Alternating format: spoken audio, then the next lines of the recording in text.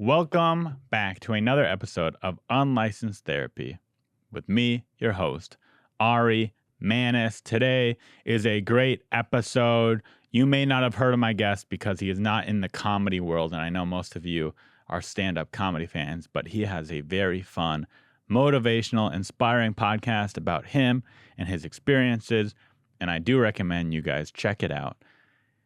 Also, before we get started in the episode, I want to read this week's Apple Podcast reviews. I'm reading these now to motivate you guys to leave them because leaving an Apple Podcast reviews helps the algorithm, helps people discover the podcast. I'm trying to grow this thing. So let's read them. I'm only reading the good ones, of course. If anyone leaves a bad one, I'm not going to read that. First one from Corey King 28. And this was left May 19th. My top 5 favorite podcasts rated number 1. This is such a great podcast. My brother told me about it, and I look forward to it every week. Great conversations and good content in general. Thank you, Corey King.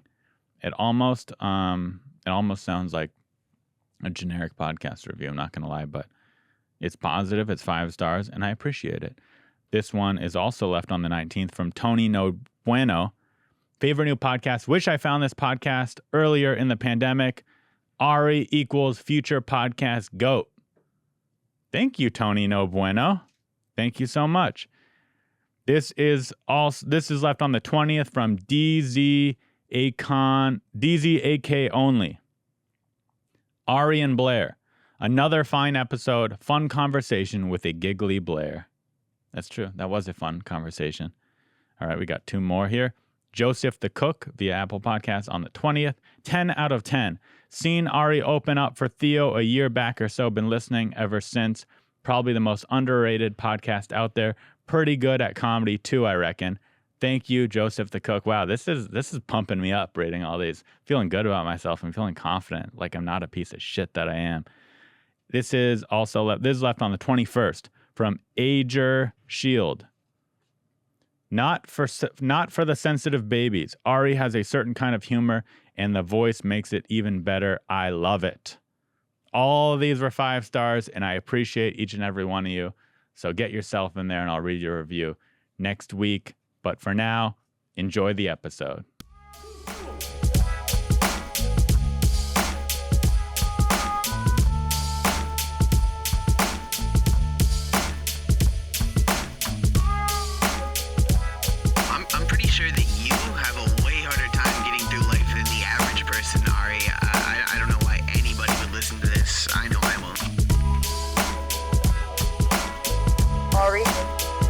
I single-handedly broke up my marriage. You're an awful person. You're 24 years old. Why would I listen to you? Why would you be giving therapy and advice to people who clearly need it? It doesn't make any sense, Ari. This is a horrible idea.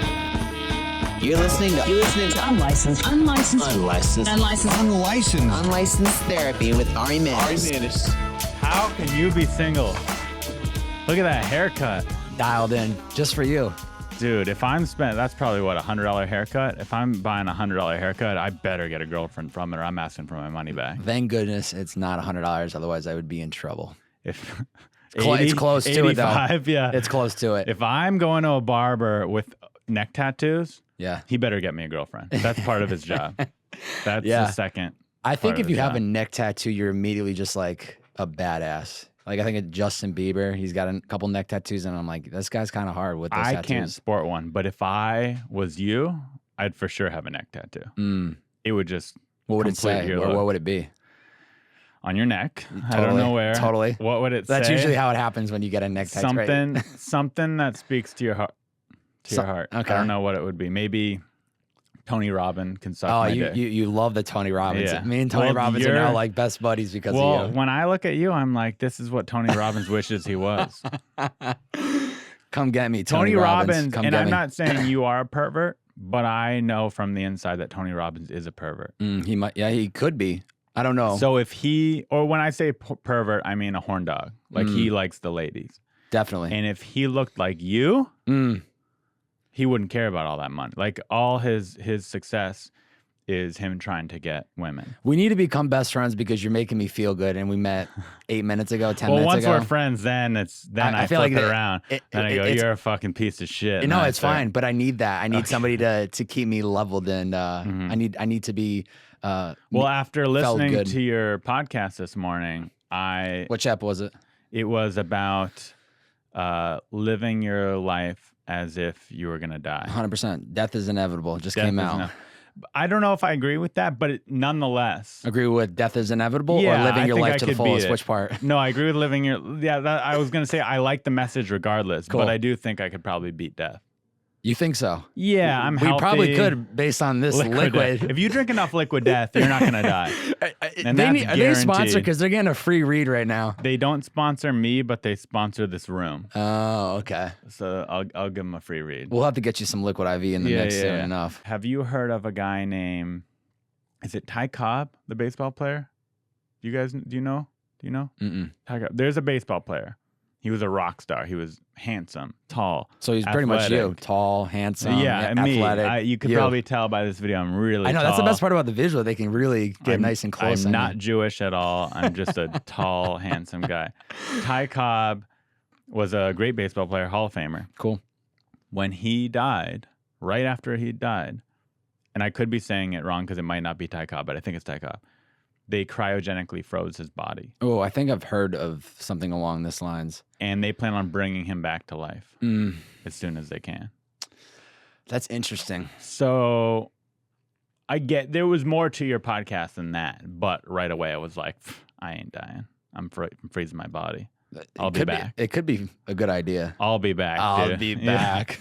I am gonna live forever, for sure. I don't want to miss out on what the future holds. Yeah, I want to just do great shit. I just want to have fun. I mean, I always wonder, like, if we didn't die, would we ever be motivated to even do things? Because you could just be like, yeah, I'll do it do next it, year. yeah. Or literally, I have got unlimited time. Yeah, I have nothing but time, so it's like. But at the same time, you might not die, but you're gonna have a lot less fun when you're 90 years old. You know what I Totally. mean? So you got to get it done. Like, listen, I still plan on being a professional athlete. Yeah, And my time's running out, yeah. so I better get it in I better. gear. Yeah, let's pick up the speed, brother. What sport do you think when you look at me?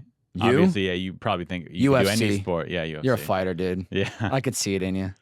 UFC. What sports? What's your best sport? That's actually a good question. What is my best sport? Do So you I- play on any high school teams? Yeah, so I played golf, basketball in high school. Stopped playing basketball after sophomore year. Basketball. Okay. I was realistic with myself. I was like, I'm gonna ride the bench. I wasn't the most athletic person. No, No.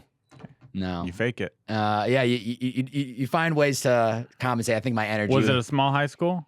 No, we had about 1,200 students. Pretty decent. Yeah, it was pretty decent. To me, sports, when I think back growing up, was the only reason I was playing sports was about the community. It was like my homies all played. Looking back, I'm like, I should have just doubled down on fucking video games because now you have esports, and I That used to is a love sport. Dude, I Yeah, used to video love games are a playing sport. Halo. I used to love playing Call of Duty, and obviously, not knowing where the industry and everything was gonna go, but I played sports, and I feel like I didn't really take my fitness serious until like the last couple of years, and I was like, wow, imagine if I had Couple years of sports or now? now, sorry. Now, okay. Yeah. So even like when I was playing these sports, it's like I would run for obviously basketball practice and shit like that. Outside, I'm like, no way. I'm not. I doing was that. delusional. So Mm. now, as a more mature adult, Mm. I go, okay, unless you're born with a gift from God, Mm. you need to work really hard to be a professional athlete because there's Totally. a lot of people that want that. Totally. But when I was a 10-year-old boy, I thought, oh no, I'm gifted from God and I'm going to be a professional baseball player for sure. That was Because I want it and you I wanted love it, Mm. and I deserve it Mm. and I'm the best there is. Mhm. And that was my mentality. And I didn't become even a high school starter. So Fun fact: I played baseball for 1 year, 6th grade. That was it. Tapped out. no, It's like, coach, wasn't I'm for out you. of here. Threw up the peace sign. Walked off the field. A lot of people want things, but they're not willing to put in the work. Put in the work, baby. And that's You're what it Tony takes. Robbins, dude. I'm sitting Yeah. across from Tony Robbins right now. I'm Tony Robbins, but with a even darker soul. When you than just him. said that, it actually sounded like the podcast intro. I'm Tony Robbins. This is my podcast. Does he have a podcast? 100%. Oh, I don't listen to nice. it though. I'm going to now, so I can make fun of it. You should check it out. He has. I watched his documentary on Netflix because so many. I'm Not people, Your Average Guru or something like that. I think so. Yeah, So yeah. many people recommended it to me, and they're like, "It's so good.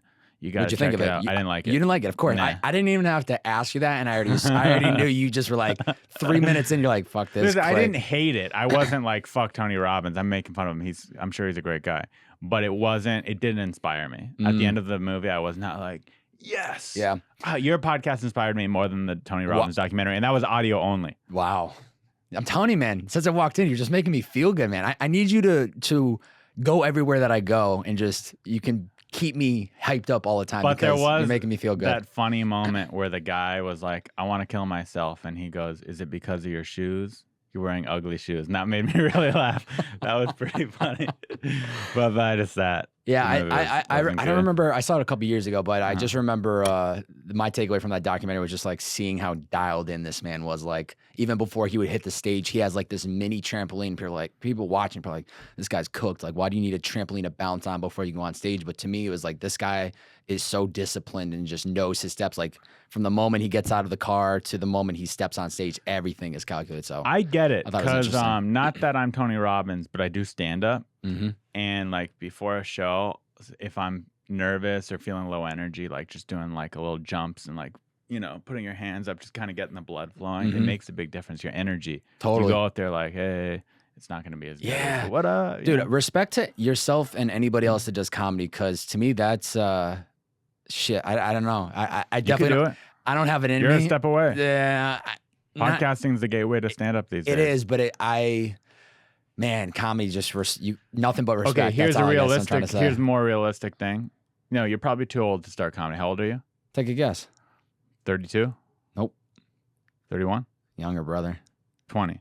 27. 27. Okay. That's right, ladies. Oh, never mind. Single, You look like slide shit. through the no, DM. 27. Okay, so you're at not too Bob old. Yeah, I'd say like 29 is too old to start. You think so? 27. I think. I feel like 20 there's comedians that definitely started in their 40s and 50s. No, There's exceptions to the rule, but generally speaking, you gotta start when you're young because it takes. The reason being Reps. is it takes a long time to get good, and people in the industry don't want to help out the older guy. Like I'm approaching too old to be, to have not been successful. You know what I mean? You gotta kind of.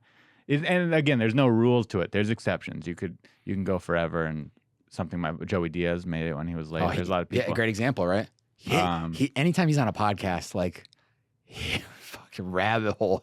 His stories like growing up in New York. I mean, like it just It's so funny. doesn't stop. And things are changing now because of podcasting and the internet. And you don't need the industry anymore. But generally speaking, you create your own momentum. Yeah, you create your own thing. But generally speaking, the rule of thumb is they like hooking up the young people. I get that. But things are changing. But what's a realistic thing for you is your podcast blowing up, and then you're not doing stand-up, but you're doing live speaking. Totally. Events. Yeah. I could Which see. is very similar, and you could You're right, incorporate stand-up into that. You're right. I guess the difference is like the intention of comedy is obviously there to make people laugh. I hope that I can make people laugh at some point if I'm ever on a stage, but I think it's ultimately what is the intention. I guess it's just different. I could never imagine myself literally being on stage just there to solely make people laugh. Yeah, like you would have to give someone knowledge, whereas I think if someone listens to me speak for 20 minutes, they get dumber. they lose. I doubt they that. lose They're brain entertained. cells. You're keeping them on. You're They're keeping them entertained. It's like it's kind of like the equivalent of smoking pot or maybe crack, where you're like, that was fun. Yeah, we should. But I probably shouldn't do that Shouldn't do anymore. that, That's a yeah. lot of people who listen to my podcast have that mentality. Oh, okay, They're okay. Like, that was a good hour, but Yeah. I feel guilty about listening to it. Yep. So let's do it again. Yeah. And fire it up again. Yeah, it's an addiction. Yeah, that makes sense. Who do you, in the comedy space? Who? I mean, this is definitely putting you on the spot. Who's top dog? If you could have anybody sitting across from you next week, Oh, just anyone at all? anybody right now. Louis C.K. Wow. that Another red-haired man. would- talk about not having a filter. That guy just sends it. Oh yeah. He's my number one. I know, there's a lot of controversy with him, but he's a legend. Yeah. In my mind, I would like to just. Boston too, originally, right? He's from Boston. Let's go, baby. Oh shit! Honestly, Massachusetts. all born my and raised. favorite comics are from Boston. Joe Rogan. Bill Burr, Greg Burr. Fitzsimmons, Wow. Dane Cook, Cook, Louis wow, C.K. There's so many. Pretty much, in my opinion, all the best comics come from Boston. There's exceptions to that rule, but Something in the child's water, baby. Yeah, it's something about Boston. I don't know. I think it's just people are assholes there. I think that could be it. 100%. Oh yeah, man. It's not the friendliest city. No. You don't walk around feeling very good about yourself or confident. You're like someone might. People yell are at real. me. Yeah. The thing I love about growing up in the Northeast and then coming out west was like, and I love living on the West Coast, but there's a grit that you were born and raised with, and I think it's like mostly a grit. I think it's because of seasonality. I think because of growing up and having to dig your But fucking there's a car lot to of snow. places with crazy seasons, but Boston's still different. Like It's that like grit, though. Minnesota's freezing, but everyone there is super kind and polite.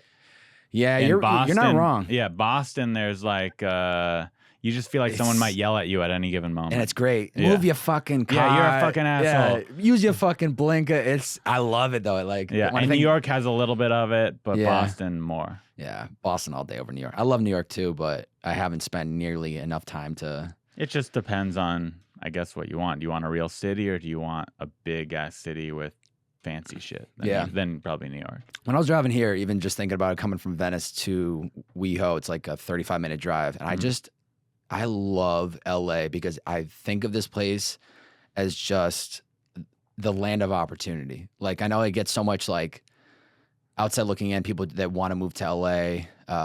It's a fucking leap for sure. It's intimidating when you first move here. There's, $100,000 cars next to you. You're driving. You got one. I don't have one yet, but shit, hopefully one day soon enough.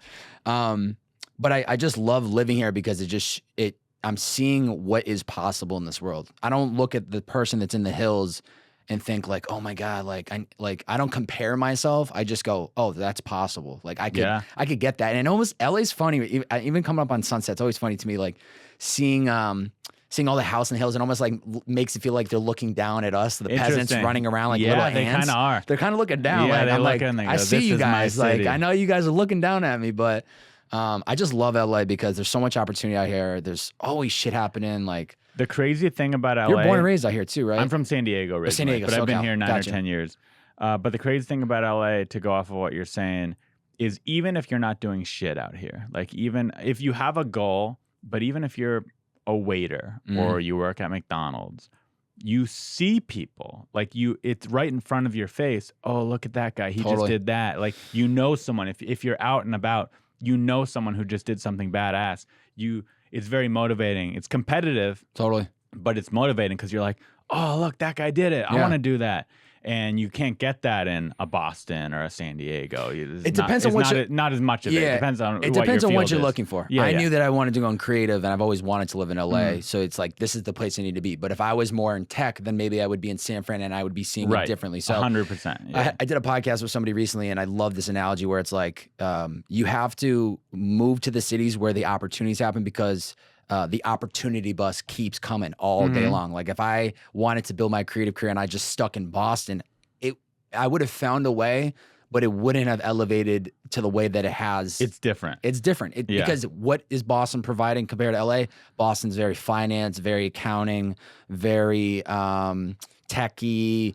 Creative isn't really like its core. It's there, but it's not. There's pros and cons. Pros and cons to every city. Yeah, if you are in creative, it's not as good. There's not as many people pursuing that same thing. So it's not going to get. But if you want to meet probably like a good woman that won't break your heart and will cook for you and what do you think of care LA? you. I'm really just starting to tap in. How long have you lived here?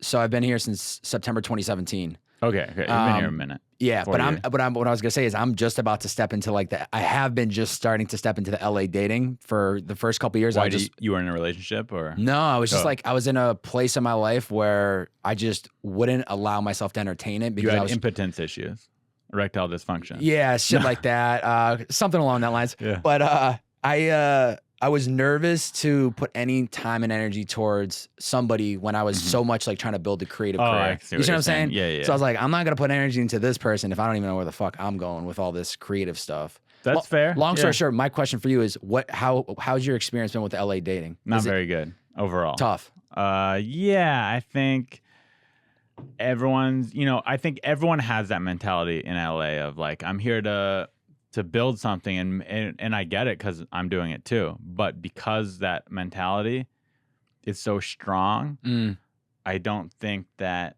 most women in LA are looking for that traditional relationship. So they want a sugar daddy is what you're saying. Either a sugar daddy or they just don't have the time and they think they do, and you go and they go, oh, but I got this audition or I got this thing. Everyone's Or hustling. I got 30 other dudes lined up in my door. That too, or this guy could help me more than you. Like everyone's a hustler in LA, and that doesn't necessarily equate to the healthiest of relationships. Yeah. Are there exceptions to that rule? Am I saying you can't find a healthy, loving relationship in LA? No, of course you can. I'm sure there's plenty out there. But when you compare it to a normal place where someone has a normal job Totally. and they care about, and a relationship is a bigger part of their life, Totally. it's a piece of shit city for that.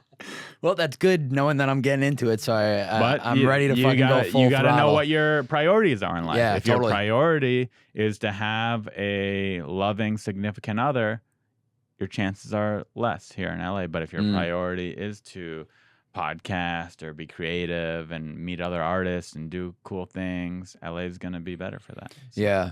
Yeah. For me, it's definitely just go with the flow. I'm not like, all right, got to find a girlfriend or like find somebody that's steady. It's I like, really want to find someone. You do. Yeah. You're 32, 33? 31. 31. And Look great.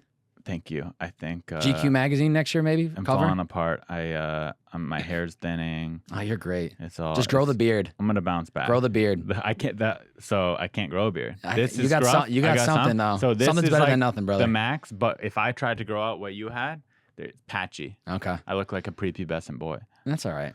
But Some people can't even grow a single facial hair, so I think you're doing all right. Yeah. They're probably like missing a chromosome or something. Like maybe they're supposed to be a woman. I'm not sure. Yeah. Transgender. I don't know. Yeah. But for finding a woman, I think the key is to fly someone from your hometown out here and make them your princess. It's not a bad idea. So There's you go definitely Boston. there's definitely somebody that I went to high school with that I'm like, if she was single, I would fly her out here this weekend. Yeah, so you got to Show her a find good time. You got to get her or her sister or something and fly them out here. Yeah. I'm just gonna start flying them out in the PJ It's that, a big I thing don't here. have. People fly And I'll send chicks the out in we'll LA send a the lot. bill to Melrose Podcast, right? yeah, this place where I'm minus $20,000 into. Father's Day is coming up, and I don't know about you guys, but I have not figured out what to get my dad until now. I'm gonna get my dad something and myself something. That is the Lawnmower 4.0 from Manscaped. You heard that right. The Lawnmower 4.0 just came out. Get 20% off and free shipping with the promo code therapy at manscaped.com. I personally keep myself real nice down there because you never know when you're going to need to look good and feel good. But I have had incidents in my life. One time I used a cheap sideburn trimmer from Ross Dress for Less, thinking, oh, it doesn't matter. It's just for my balls. Wrong attitude. I knit myself. I was bleeding. I had red marks. It looked like I had herpes to the untrained eye.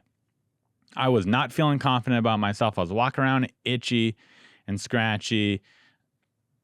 It's not what you want. You want to look good and feel good down there for when you have a girl come over or a guy. You want them to come back. You want returning customers down there. At least I do. With Manscaped, they will return. They will see that you take care of yourself down there. You will feel better about yourself. You'll be more confident. They have a ceramic blade so you never cut yourself. It has wireless charging in this new 4.0, good battery life. It is waterproof. It has an LED light so you could trim in the dark. It's got everything you need. Do not skimp out when it comes to taking care of your nuts. That's where you want to feel good and look good. And not just that. Manscaped has cologne, crop mop, ball wipes, crop reviver, ball toner, and crop preserver ball deodorant. They have everything you need. And you do need these things. You think to yourself, oh, I don't need that stuff. You do. You're wrong. This is why you're alone. This is why you don't feel confident when you take off your clothes at 1 a.m. after a drunken meet at the bar. Get 20% off and free shipping with the code therapy at manscaped.com. Get your dad a gift you know he will use. That's 20% off with free shipping at manscaped.com and use code therapy. Don't forget that you came from your dad's balls. This year, show your original home some love with Manscaped. I think a lot of people fly women out in LA. It's part of LA. I don't know if you've noticed that at all. But a lot of people like fly chicks out in LA, I guess, or dudes out. I guess that's what they do when they have nothing but money to burn. You know what I mean? I don't think it's a money thing. I think it's because mindset. I think it's because the women in LA don't want it. I like women better when they're not LA chicks. Yeah. Me. I can't Yeah. speak for everyone, but for me, I've flown a few people out here to date because I'm like, I just don't like girls that That's so are interesting. LA girls. And how did you meet these girls though? Either on the road doing stand up Yeah. or on the internet or Yeah. whatever. Yeah, I don't. We were literally just having this conversation the other day with my roommates, but my buddy had made a comment like, I don't know if I'm ever gonna find somebody in LA, and it's tough. I don't know. Is it smart? You just like find people on the internet and fly them out and It's like smart, and hope probably that not. it works, Yeah. but.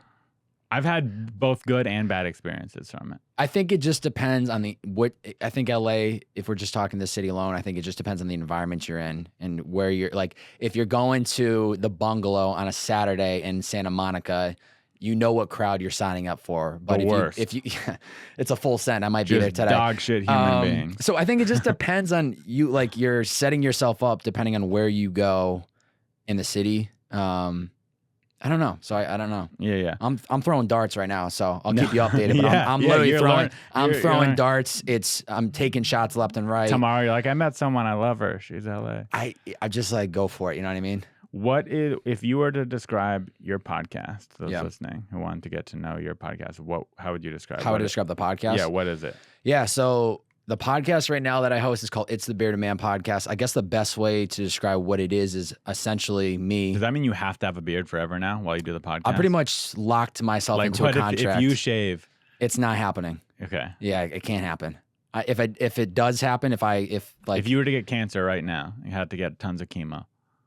fire it up, baby. Oh, I do you think change I the think name of the pod? I think the hair goes, but I don't know if the Really? beard. might I be don't, right, I don't know. I don't actually. That's a really. I'd have I to would have have just research. assumed it's all hair. I would assume, but I don't think so. I think it's the top of your head. I don't know. Maybe the beard. We'll cross Okay, that bridge okay. if that Yeah. ever happened. Yeah, dialed in. I'm pretty much in You're the bearded a man. lifetime contract Wow. of the bearded man. Okay. Fantastic. We got to get Movember to sponsor your podcast. then. Need it. Yeah. Definitely not Dollar Shave Or Club. That's gonna Manscaped Dollar be Shave that's gonna Club, be a yeah. bad one if they want to sponsor me because I'm gonna shut that shit down.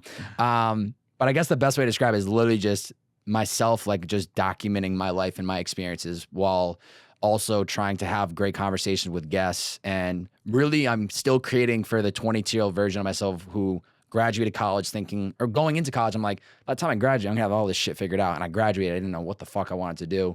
So I'm still creating a podcast for that same 22-year-old version of myself of like not knowing what to do, very open-minded.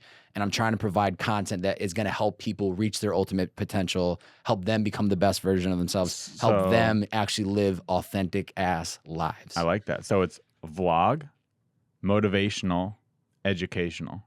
Boom. Those three things would you say are the main goals. The so you vlog wanna- part, what do you mean though? Vlog. Well, you said you kind of talk about your experiences as you have them. Yeah. So it's kind of like a little bit of a, you could look back and go, oh, that's where I was at that point. That's what I did. Yeah. So a little bit diary. That's vlog. personal journeys. Like, yeah, personal journey. there's a journey. category for podcasts, and I think that is the one that I listed this podcast under as personal journeys because that's exactly what it is. I'm literally just documenting like great conversations / like what are the things that I'm working on in my life or that I'm learning, and I'm just putting it out there to the world. I'm not saying that I have all the right answers, but I'm like, I'm just Hopefully gonna some of them. hopefully Do you have the wrong ones? though? hopefully a little bit of beard of wisdom. I'm trying to sprinkle beard of wisdom. What's like the biggest thing you wish you knew when you were 22? Ooh. Like if you had to pick one where you're like, hey, don't talk to that chick or whatever it is. Oh man, what's the one thing I wish I If you had knew? a time machine. It's probably not good to have regrets, but Mm. everyone's got them, even if they say they don't. People are like, I don't have any regrets. I don't. I don't have any you regrets. do. I wouldn't do. Yeah, you do. I wouldn't you change. fucking I do. wouldn't do You anything gotta differently. regret. Wouldn't do anything differently. Maybe you stubbed your toe one day and you regret walking not over a fan that of doing tile. that. See, Stubbing- everyone's got regrets. Stubbing toes is not fun. Yeah. If I had to tell myself anything, it would be that whatever you're envisioning in your fucking head right now, kid, you're gonna execute on it. Like you're gonna bring these visions to life. So just stick to the plan and enjoy the ride of getting there. You know, like I said, I'm just now getting to the space where I can actually start dating and like throwing myself out there. But there was a long period in my life where I was like, shut it down, not happening. Like, So you're saying enjoy the moment more? Enjoy. I think that's Enjoy. good. Sometimes you look back or for me, I look back and I go, oh man, that was such a fun year. totally, But I was stressed out that whole year 100%. because I wasn't enjoying it. Here's the thing. I much know as I should have. I can visualize and I know exactly like where I'm going. Like I see this type of studio. Like being in the studio right now, when I walked in, I was like, this is the shit I'm talking about. This is this is the level I'm going to get, and I can't fucking wait for the day to come. You're here. And I'm here literally with you. So thank you for already getting that step closer. But for my own show, I want to be able to literally produce at this level.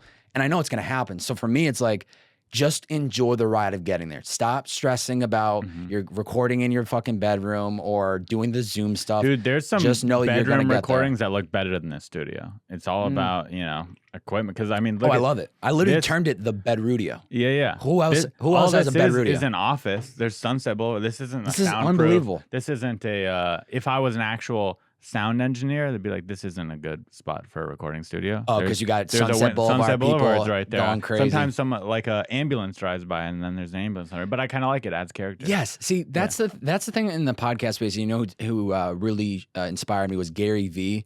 He's because awesome. he puts out a lot of audio content, and I stopped being. He does audio only content. He has a podcast. He puts out. And he doesn't do but he does video for it too, right? I mean, yeah.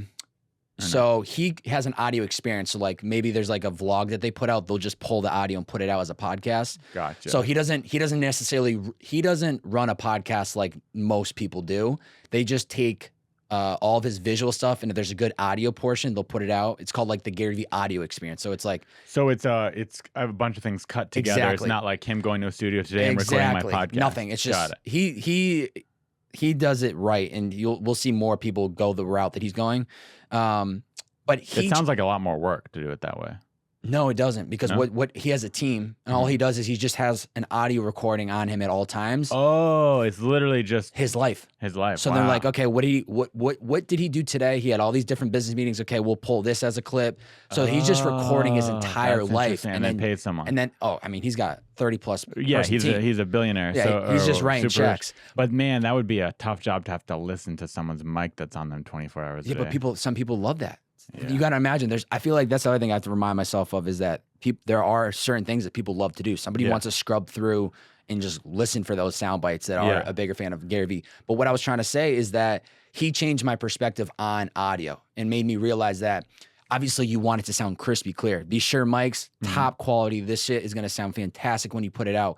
But the uncontrollables, the ambulance driving by, the sound of this dropping, like it adds character. It adds like authenticity. It adds realness. So I love that type of shit where like you're gonna hear the ambulance going by because it feels more real. Yeah. So I agree. I used to get stressed out on shit like that, but yeah, I embrace it now. This is a fantastic like, hey, studio. We're on a shoestring budget here. We got real life. Yeah, I mean, you're doing it right, dude. I mean, you have a sign. That I got a sign. Shout out to Artist Design. This is new, huh? Because you used to just have it was just literally like I had that sign. Yeah. So I paid for that sign on Etsy because I wanted a sign.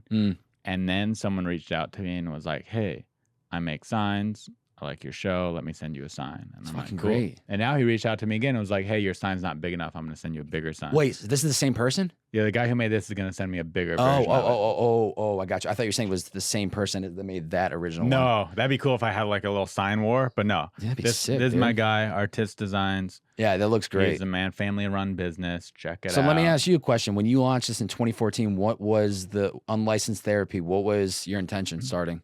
Fun. Just have fun with it. I like technology. I like recording equipment. I'm a comedian. I was like, it would be fun to have, but I was not consistent with it at all. It's hard to, especially in the beginning, no one was listening, and it's hard to stay motivated. At some point, I'm just like, because a lot of work goes into this. 100%. I'd say on a weekly basis, 10 to 20 hours a week on my podcast. Easy. So when you're doing that, and I'm doing that initially, and no one's, maybe I'm getting 100 listeners, 200 listeners, whatever it is. And no one, even if I don't put out an episode, no one's messaging me, hey, where's the episode? Yeah. It's hard. When I'm bad at being my own boss. I'm not the worst, but I'm not, it's hard to stay motivated if I don't have a checklist. Hey, you got to get this done. You got to get this done. So also you're at the time, even 2014 or whatever, like, I'm a kid too. But you're also a comedian. And so I'm doing to do comedy, you got to show up and do the reps. You got to go on stage. You have to prep for that. So that in of itself is a whole nother beast. So that's a full-time job too. So respect to you even having to even step into the space. And even if it hasn't been straight consistent for the last 7 years, just the there's so much of a win on literally just showing up and actually taking that leap of like, start the podcast, record the episode, put the episode out. Like there's so many wins in of itself by doing that. But I mean, props to you because I had fun it's doing crazy it. how big the space has gone. And I stopped just out of just basically being lazy. And what finally got me to be consistent, and this is just honest, it's probably not the coolest answer, but I opened for Theo Von, who's a really famous comedian. Huge.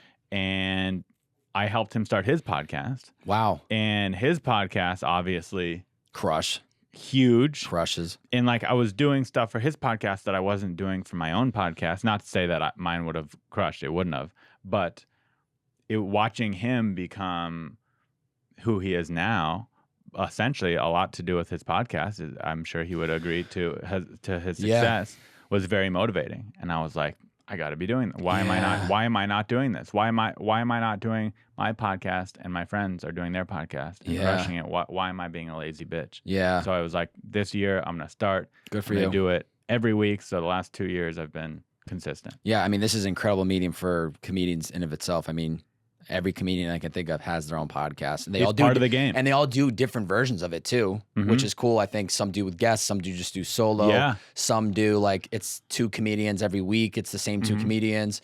You got to differentiate yourself in some way. Yeah. My twist is therapy, because I say I'm not a psychology major. I wasn't the guy my friends go to for advice, but you know what? I care about you, and I want to help you. I fucking love that. That's why you're in here. What can I do to help I'm you? curious, especially because you're in the comedy space. There was somebody that I had interviewed in I'm going to say his name in a second, but I'll give it some context. I interviewed him in 2018. At the time, he had about 30,000 followers on his IG. Now he's got over 3 million. He's killing it. By the name of Trevor Wallace. Oh, hilarious. What's your take on him? We have a lot. I actually don't know Trevor, but we have tons of mutual friends. It's crazy that I don't know him because you got to get him on this fucking. You got to get him on this podcast. Yeah, he's done a lot of my friends' podcasts. I've heard he's a great guy. He's obviously hilarious. His videos are incredible. Yeah. So yeah, I have nothing but good things to say about him. I don't know him though. Yeah, it's fucking. It's crazy to see all like just in the comedy space how there's so many different paths to getting that. To getting to the level you want to be at, where I saw him grow from like it was just solely from social content, like he just found his lane, doubled down on it, and he's the best at it. His videos are crushes it. Then you're talking about Theo though. Theo found his lane probably within the podcast space that helped him elevate his career. So it's so interesting. You just I don't know. Everyone's path is a little bit different, but some people do it off of stand up alone. Some people get on a TV show, podcast, sketches. There's so many. That's one of my favorite things about comedy. Is no one has the same path. Yeah, I mean, that's a fact about life, brother. True. That's a fact about life. But to contradict that, there's certain jobs where you're like, okay, they got that degree, they started at that company at that, and they worked their way up. It's not like that in show business or in comedy. Like, it's this guy knows this guy, or this guy did that thing and popped from that thing. It's like everyone has their own unique story to where they're at, and it's interesting. Anything entrepreneurial in the sense of like podcast, just creative, starting or like company, like if you're trying to do, starting. I mean, literally, it's like I hear you though. Like if you're trying to become the marketing executive of Apple, like there's probably a path. There's a path for sure. That if you want to be a doctor, there's a path. There's a path, exactly. But I think things there's nothing wrong with that. Nothing wrong with that. But things like this, you just have to trust your intuition and your gut and go. You look at what everyone else is doing and you pick and pull. Let me try this. Let me try that. Let me try this. But sometimes that thing doesn't work, even though it worked for somebody else. It's very rarely what you think is gonna get you to that level is what does. But yeah, some of my favorite podcasts let's do for those little nuggets are like How I Built This with Guy Raz on NPR. Could we just take a moment to appreciate that fucking podcast? Great podcast. Production wise, shit turns me on. Oh yeah, sound quality's great. Sound quality's great, and the intro, like the first 8 seconds when they're playing the sample, the music. My! I need to get God. better music when I listen to that. Guy Raz, thank you. Yeah. WTF with Mark Maron. Great podcast. It's just it's very clear. He takes everyone through it. How did you get here? How did you get from here to here? How did you get from here to here? And it's motivating. What I like about those 2 podcasts is they're motivating because even you hear people not just their success stories, but you also hear about their failure stories. Yeah, which I like a lot too. It was kind of negative, but I at one point wanted to start a podcast that was all about people's failure stories. But it's not a bad idea. But even though it's a negative thing, you take the positive from it. That would be the idea. So even though you're hearing about someone's worst moments, Yeah. it's to learn from and go. I think going back to what you had asked earlier, like what the 22-year version of yourself, what's that advice you could be? I think the other thing I would say is there's no such thing as failure. Sure. And in the sense that I just did a podcast with the founder of the company that I work for called Liquid IV. His name's Brandon Cohen. He Incredible was on guy. your podcast? Yeah, I just did a podcast with him about a month ago. This was like our third or fourth piece of content we've done in the last 3 or 4 years, and I loved his take on. I was asking him about like what is the how did he just got the company acquired, stepped down.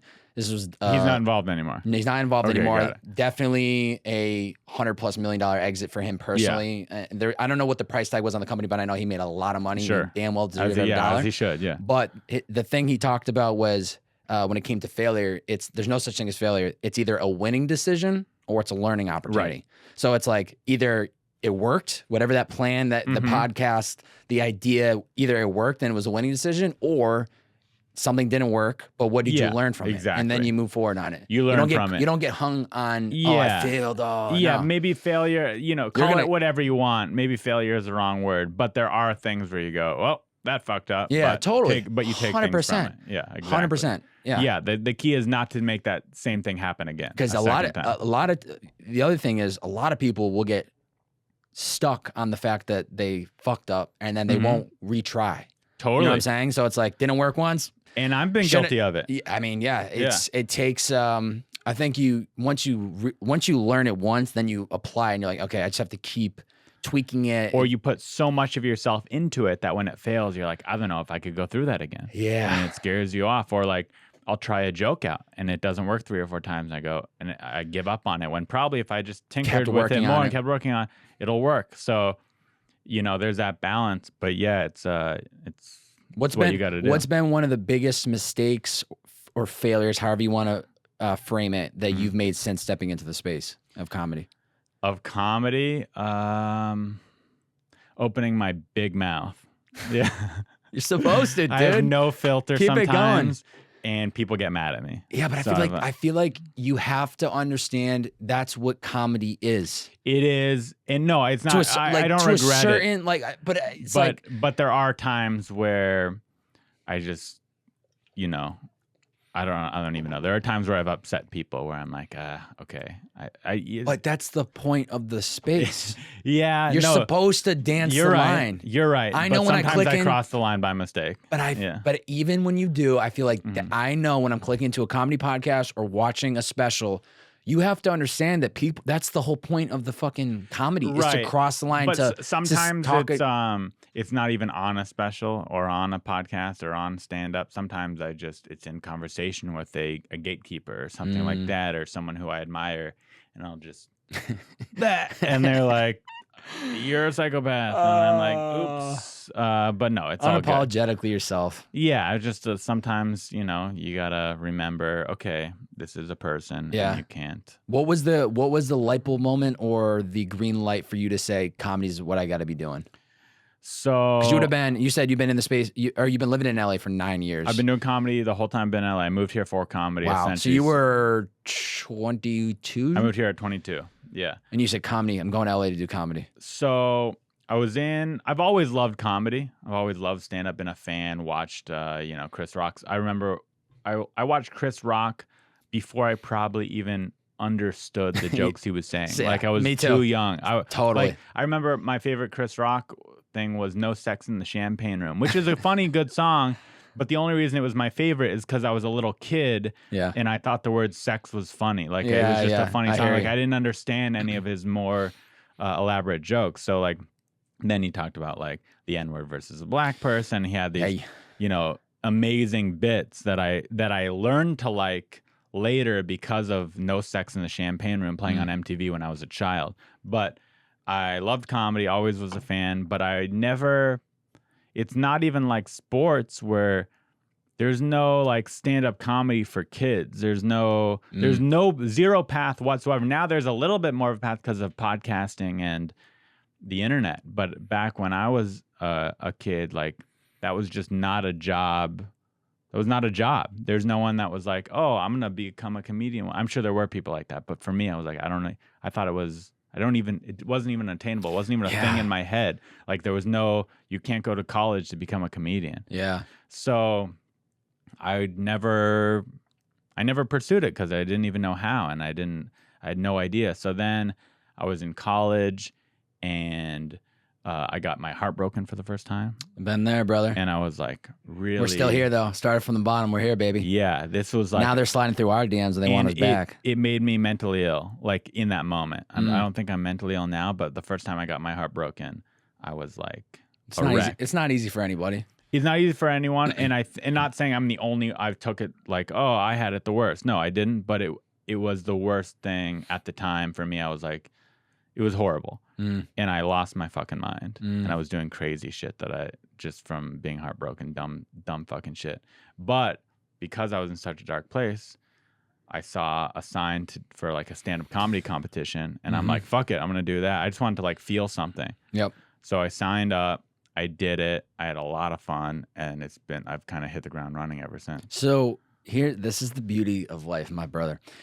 Do you even think now this is a tough question to answer, but maybe you wouldn't have stepped in the comedy space if it wasn't for the heartbreak? Maybe not. And this is the gem of the podcast. There are so many great things that come from these low moments in our life. I wouldn't have gotten into the podcast space if I didn't know what I wanted to do post college. I just had my heart broken, didn't know what I wanted to do post college life. Now I got a big question mark, and I'm like, let me start this podcast, start talking to people and see. They know what they clearly know what they want to do with their life. Maybe I'll figure it out by talking to them. But did it help you? 100%. Yeah. I wouldn't be on here right now. There's no way I would have been.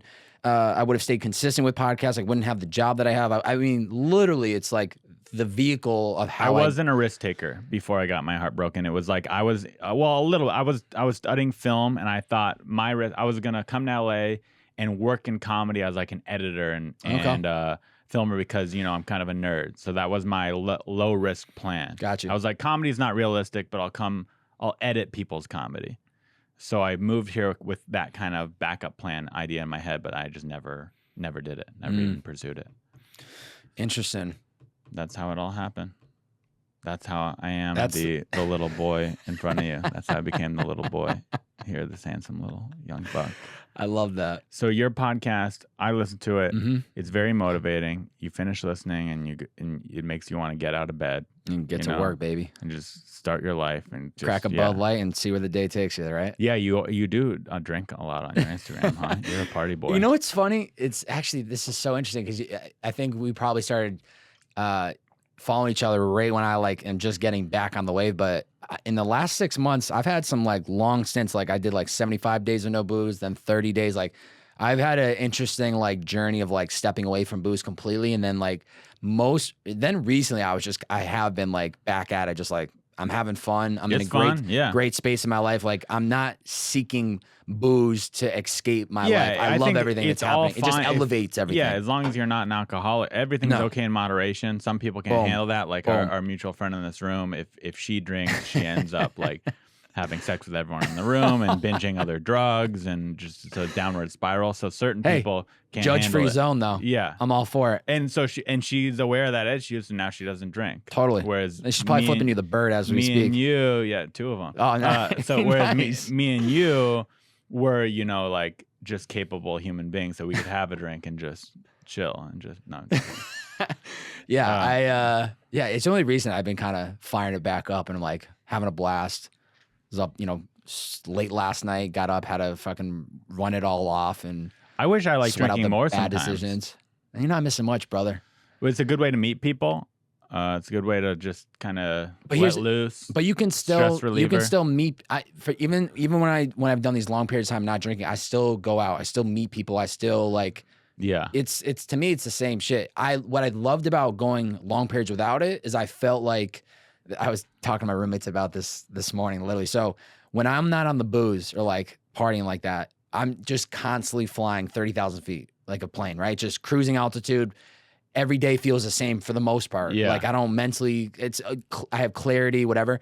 As soon as the booze gets thrown in, we're just hitting turbulence. The plane's doing barrel rolls. We're trying to get the plane back on course. That doesn't sound like a good thing at all. It's not a good thing. It's just, to me, it's full throttle and no throttle whatsoever. So it goes down this crazy path. But Yeah, I don't know. I think it just depends on the person, but to me, I can't operate without it. And if I went the whole weekend for the rest of the weekend and didn't touch a booze, like I'm not looking for it. If it's there and people around are like passing drinks, like fire it up. Like let's have a good time. But yeah, I'm in a weird space where like, you know, in college I was like, gotta always be drinking, gotta be. Yeah, college is it's such a different. Yeah, I mean that's literally what I feel like you go to college to. Yeah, that's get a degree degree in the classroom and degree in the partying. Mm-hmm. But yeah, I kind of slowed. I don't know. I forgot where we were going, but I've definitely been firing it back up in the I wanted to ask you, and I didn't prepare you with this ahead of time. Let's go. But is there anything in your life that I could help you with? Is there any weaknesses in your life? You give a lot of help out to others on your podcast and to yourself. But what about you? No one's perfect. Yeah, Everyone's got issues. Nobody's perfect. Yeah. I guess my question for you. You have a perfect haircut.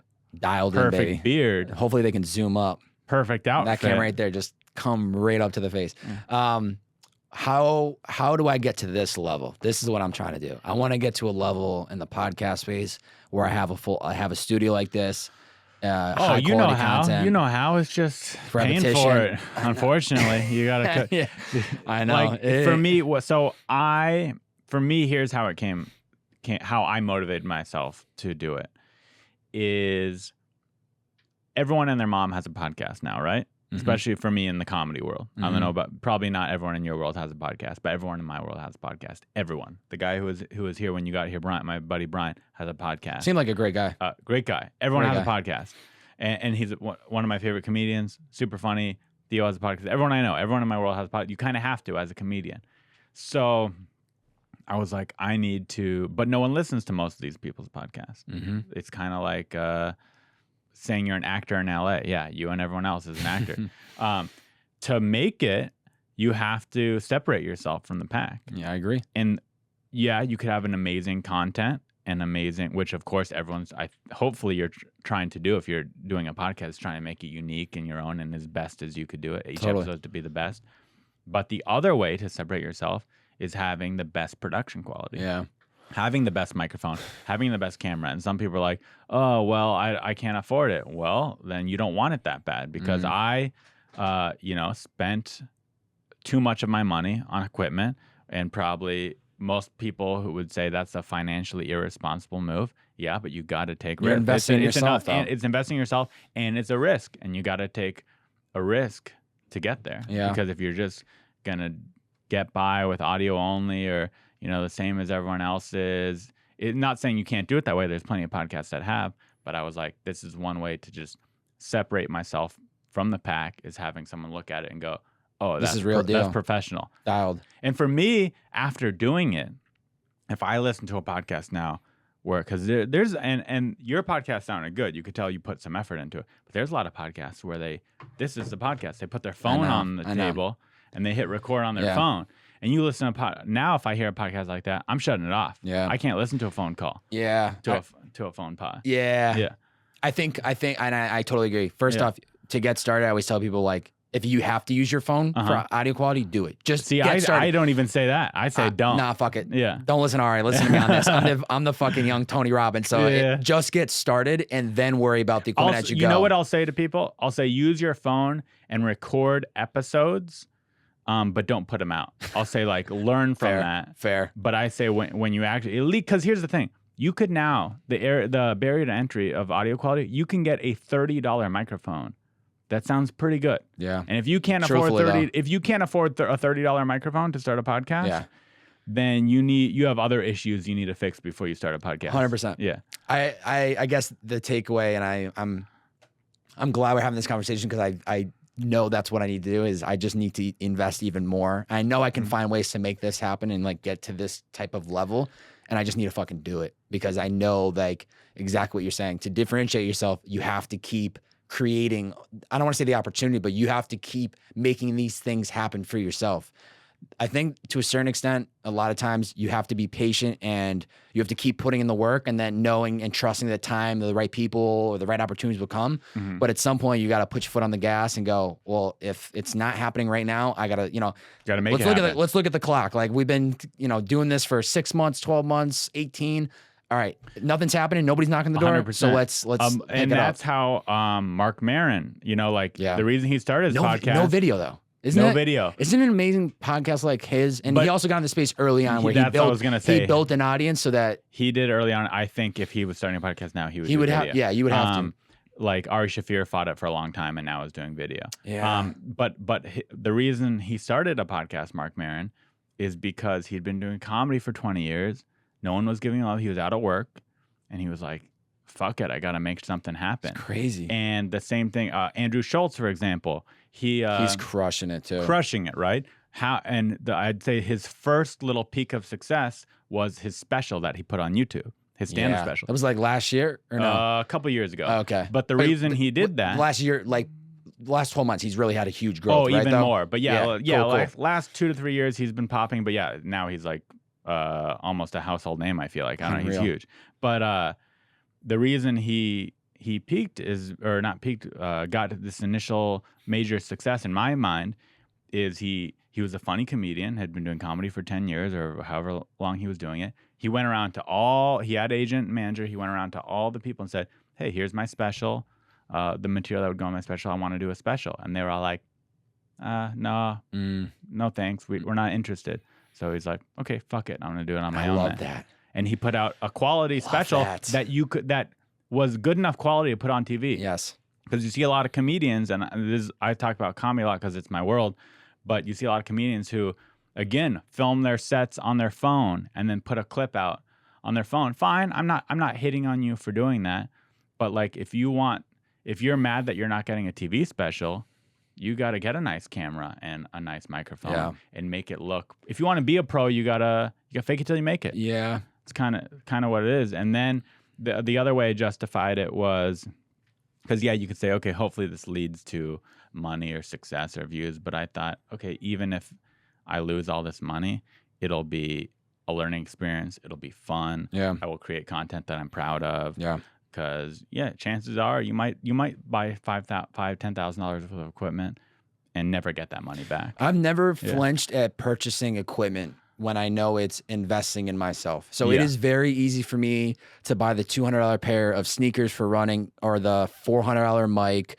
Anything that is actually adding value to my life, I don't even think twice about it. I mean, I'm financially smart enough to go like, wow, this is $200 for your pair of shoes. Like, is that really necessary? Well, they help my feet and they make me feel good when I run, and it's benefiting me because it's helping my health. So yes, we're gonna buy the $200 pair of shoes. And they're motivating. Then if you miss a week, then then you feel you're like dude, a real your piece pocket, of shit. My pocket starts burning up. I'm like, shit, I gotta get back out there and start running. Why'd I buy this $2,000 camera and not using it? And you know what? This is great. This is all going back to when I got into the podcast space. I did this exactly for this reason. I bought really good equipment because I said, if I bullshit myself, I'm going to be, at the time I maybe had, $3 or $4 grand in my name, post-graduating, college, whatever. I dropped like $1,000 on equipment, right? The interface, 2 mics, whatever. And I go, if I buy really good equipment from the jump, if this shit is in the corner of my bedroom and it's not getting put to use, I'm going to be so pissed off at myself. Like I am my own biggest critic. I'm going to be furious at myself if I just see this equipment gathering dust. And that was the best decision where I invested that money, which was a significant amount of money, still is a significant amount of money.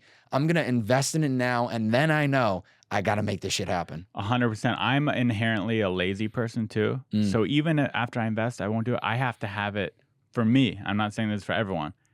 I had to have it permanently set up where I could come in and just hit record. But I'm not going to do it. And same thing for me as a comedian.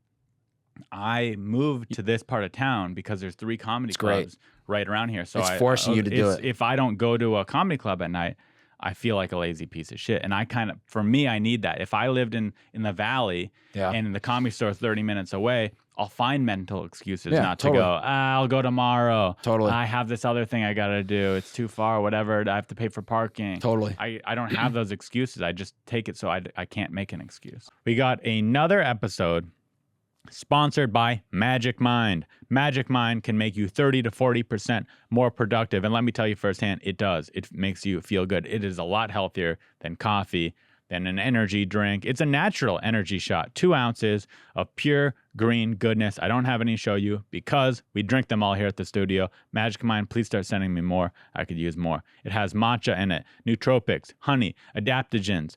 Honey makes it taste good. The nootropics has lion's mane mushrooms in it, and it helps your blood flow and cognition. The matcha keeps you focused, and the adaptogens decrease your post-exercise inflammation in the body. All important things. Definitely recommend trying it. I'm not joking. There are 2 types of days that I have. I have a day where I drink water like a normal day, and I feel fine. And then there's days where I take magicmind.co, and I think to myself, wow, I feel good today. I wonder why. Oh, yeah, it's because I drank the Magic Mind. So go to magicmind.co and use the promo code ARI for a discount. That's magicmind.co, and use the promo code ARI for a sweet discount. I promise you guys will like it. Support them, which in turn supports the show and supports your health. Or just take a Magic Mind and be a little bitch boy and don't get anything done and lay in bed and jerk off 5 times and have no women want to be with you and no men want to be you. That's not what you want. You want to be a desired human being, and you could do that. Magic Mind, be your best self with magicmind.co, promo code ARI. See you guys. Back to the episode. I'm a big process person, and so just you saying like I need to have the mic already set up, I do that also with everything that I do where I'm spending less time and energy like setting up, like my boom's ready to go. You could walk in my room right now and the podcast, you could fire up a podcast within 30 seconds. Yeah. And I do so because it allows me like when it's time to go, I just go. I do it. There's no like you said, like, oh, I got to pull everything out. I have to set it up. Like, I don't want to think about any of that. I just want to do it when it's ready to go and not think twice about it. So I think there's some value in like this. When you walk in, everything's ready to go. All the cameras are set up. They don't move. You're also ready creates to roll. less room for errors. It's hard to fuck Yes. it up as much when you're tearing it down, putting it back each time. It creates room for errors. Yeah. This became a how to do a podcast, but that's cool. Those are good. Those are interesting. A lot of people need to hear that. There's a lot of people. It's also growing now. Like so many people. Everybody wants to be in the space. Everyone, it's a. I mean, look at all the people in the booming last space. 12 months that have entered the podcast space. Barack Obama, Bruce Springsteen, Michelle Obama, Amazon, Spotify. yeah, I mean, literally, like everybody's just jumping into the actual. It's huge. It's fun. Yeah. It's a booming. What would be your? It doesn't have to be podcasting, but what is like your big checkbox life goal that you wanna hit? Like, what would you're doing very good from my perspective. You have a good job. You look good. You feel good. You're in a big city. What would be something like where you're like, man, if I could just do that, I'd be. I think 10% happier. if I could truthfully like, I'll give you a great example. Like 2 Sundays ago, I had 2 podcasts lined up that day. So I woke up, got a workout in, banged out the 2 podcasts, did a couple other things, and that was the end of my day. The days that I feel so fulfilled when I go to sleep at night are the days when I'm in complete control of that day and it's content related, it's creative, it's like doing this type of things. So to me, it's not like if I only had 10 million listeners, then I'll be happy, or like I need the studio space and then I'll be happy. It's not like that detail. It's just I want to be able to wake up every day and create. And if I can get to a place, which I will get to a place when I wake up every day and that's what I do. That's my purpose in living, is just creating content and sharing it with the world. And if people love it, great. If they don't, move on, no problem. Yeah. But hopefully move on. Yeah, hopefully the move haters on. will come. Yeah, they'll come. Slide through my Yeah. DM. I'll take the Do haters. you get haters at all? Not really. Oh, I do. Yeah. Comedy, I feel like Yeah. that's what you're signing up for. But it's like, I think that's what you sign up for when you enter the comedy space. But my skin gets thicker by the day. you have to have thick skin. Yeah, I don't, but it's getting thicker. There's a great. I just watched her. She has like a doc on Netflix. Like not a doc, but like I guess you could say like a stand-up special, but she's not a comedian. She's more of like a motivator. Brene Brown. She talked about this. It was actually a quote from Theodore Roosevelt, the man in the arena, and how like ourselves, we're in the podcast arena, right? Like we're trying to build our own podcast careers, whatever. I'm not going to take anyone's advice outside of the podcast space about how I should run my show. Like, I'm not going to be offended. I'm not going to overthink my decision making because this person that's not in the arena, who's up in the nosebleeds, is like, bearded man, you're not doing it right. You got to change this. Like, your show sucks. It's like, bro, are you in the arena? Oh, you're not? Sit down and shut up. I don't want to hear from you. So I think that's the same way like with people, like if people, or at least take it with a grain of salt. take it with a grain of salt, Yeah, but like yeah. don't get hung up on it. Some people would literally like toss in the time, like, all right, I guess I'm done. Like this bozo thinks I shouldn't be doing this, so I probably shouldn't be doing it. Right. Like I'll take, I mean, any good positive feedback. I'm like, thank you, like love it. Yeah. But I don't really have any haters, and yeah, Hopefully they don't come at me, come. baby. They might be brewing. You're ready for it? They might be brewing after can this handle it? episode. All the Tony Robbins followers are gonna come at me. Yeah, they're gonna come at me too. But yeah, I think the best way for me to deal with hate is just realize that they're coming because You're doing something. you're doing something. If Yeah, you're, yeah. dude. If we take a second to appreciate the haters, what do you have to be a hater? You have to be somebody that takes the time to consume your content, formalize an Thanks for opinion, listening. Yeah. formalize opinion, and then spit it out. So I actually did have a hater one time leave a podcast review. Oh Yeah. man. So I actually gave him a shout out on a solo pod, and I was like, dude, honestly, like, it's very, some people might go off the rails. Like, this guy left a very detailed paragraph review, like, very detailed. And so I took a moment on the podcast. I do a pod review of the week and give people shout out. And so this person didn't leave their name, but I just said, I read the review, and, there's people that would be like, fuck you, like, they would fight fire with more fire. Uh-huh. And to me, I was like, man, like whatever your name is, I just want to thank you, because it's very clear to me you have taken a lot of your time to consume my content, to know all these details about who I am, my life, what I've done, how I've gotten to where I am.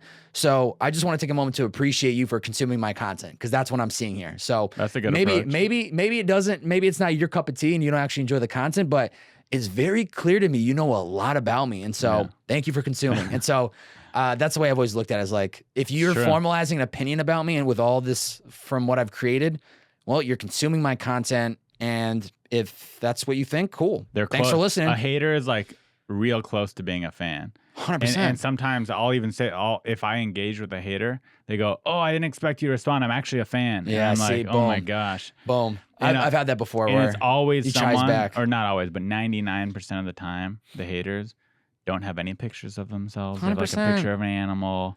It's like I have empathy for the haters, They're because scared. think about where they at in their life. They have so much time to sit on their ass and And formalize this Yeah. opinion.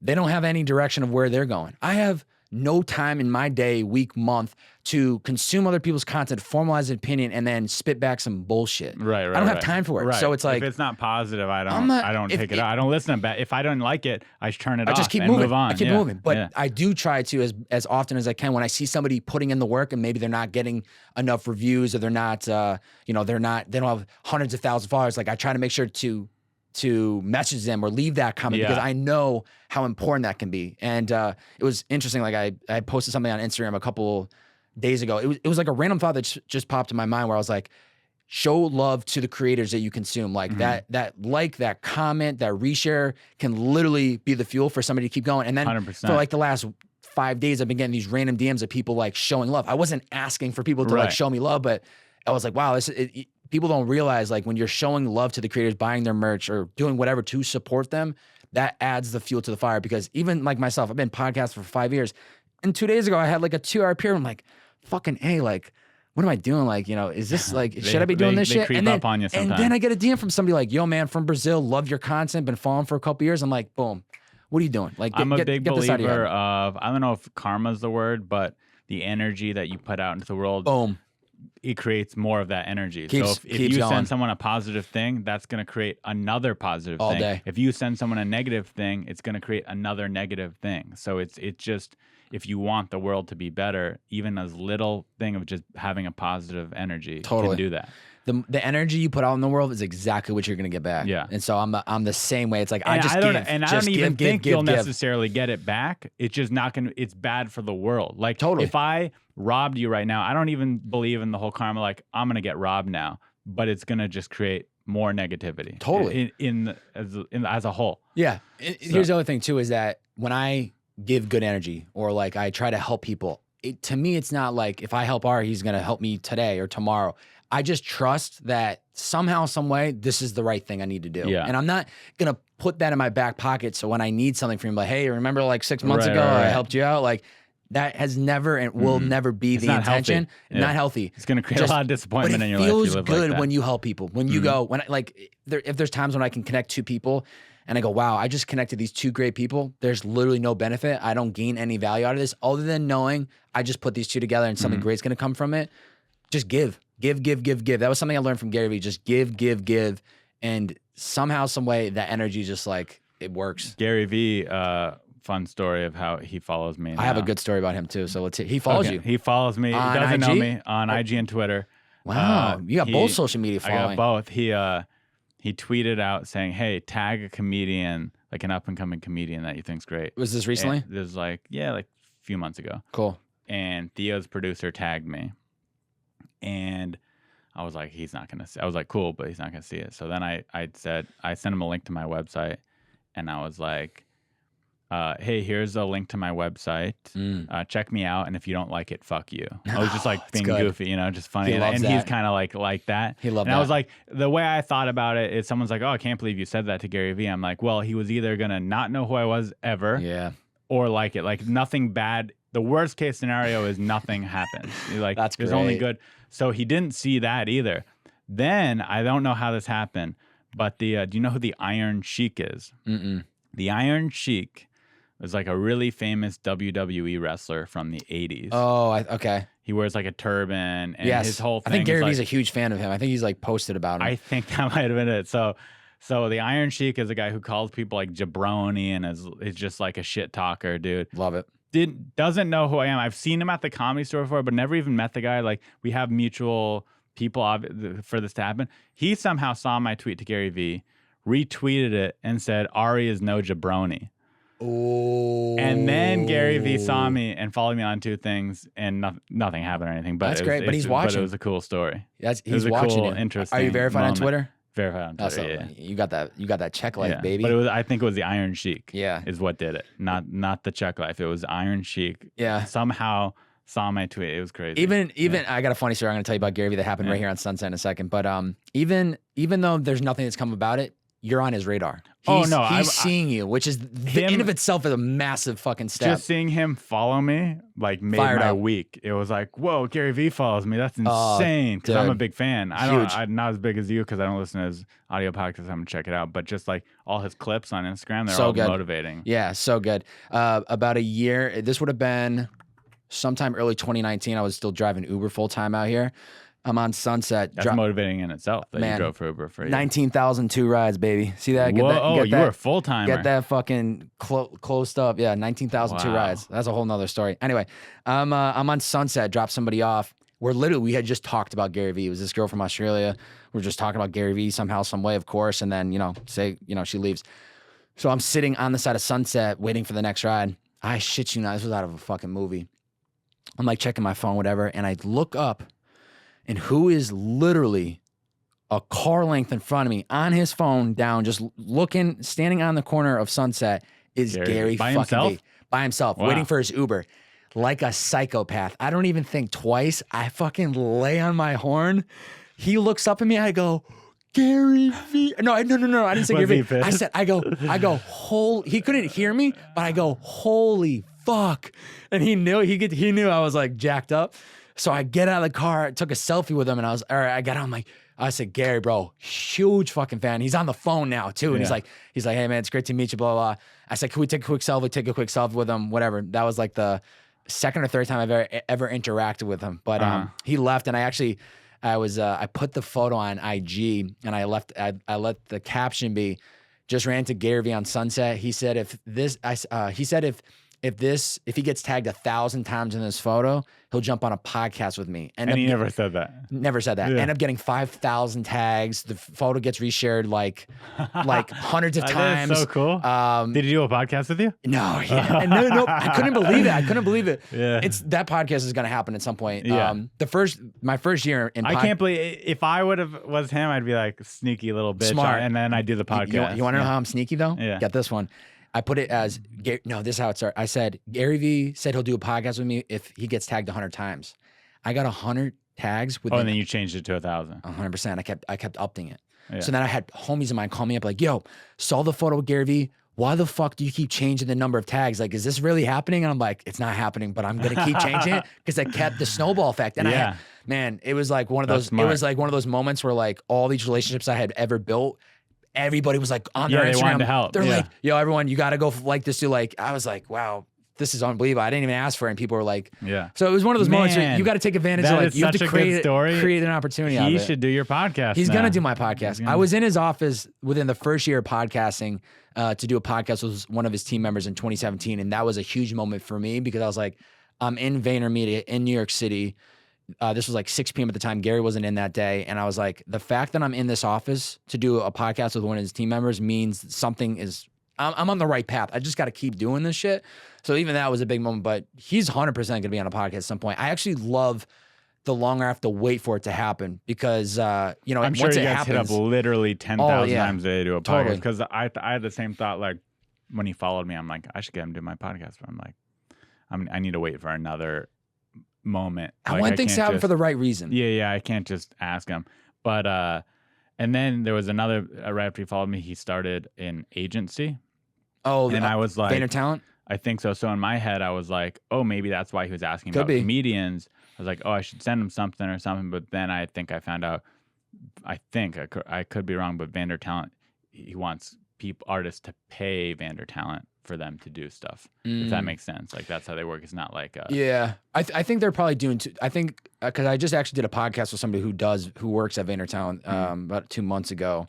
I think it goes two ways. I think the goal is pay them the service and they'll help you build out. Right, but I think they also invest in people where they see up and coming talent. They're like want to pull you in and probably use you as leverage as an example. Like, hey, reach out we built Ari's career, so like or helped him build. I don't say build. Let me take that back. Not built your career, but like we helped him elevate to the from next level. Yeah. Exactly. So I think it goes one of two ways where they're investing in talent and they're finding people to use them as examples. And then I think it's also like if you see what we're doing with them, come pay for our service and make it happen. But he's the fucking goat. Exactly. I don't know how he operates. He's a badass. True fucking badass, dude. He's a badass. All-star from online wine. Crazy, right? YouTube. Pretty cool. Fucking pretty cool. He's a savage, man. Thanks for doing the podcast, dude. Honored. Really appreciate it. Honored. Fun. What was the biggest takeaway for you? Your perfect beard. No, let's go. Everything. It was very motivating. Let's go. It was great to hear your philosophy on life and your career and podcasting. Cool. It's an honor to be here, and honestly, just being here, I'm fucking fired up, brother. Thanks for doing it. Keep the pedal to the metal, brother. Follow him. Follow his podcast. See you guys next week. See ya. Let's go. Nice. Hit me, baby. This is great. You're listening to Unlicensed Therapy with Ari Mannis.